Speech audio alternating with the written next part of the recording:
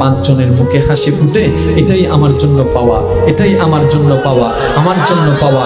এবার এটাই হচ্ছে পুরুষ জাতি, দিন রাত করে যাচ্ছে, এটাই করা দরকার, এটাই সুন্নত, এটাই দায়িত্ব, কর্তব্য পালন করতে হবে। কিন্তু শ্রদ্ধার সাথে বলি, নিজেরটা ভুলে যায়েন না, কারণ 99% আপনি যাদের জন্য করছেন তারাই চোখ উল্টাই ফেলবে, এটাই বাস্তব।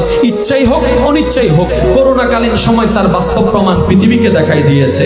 আপনরা পর হয়ে গিয়েছে, আপনরা পর হয়ে গিয়েছে, চিহ্নেওয়ালা অচিন হয়ে গিয়েছে।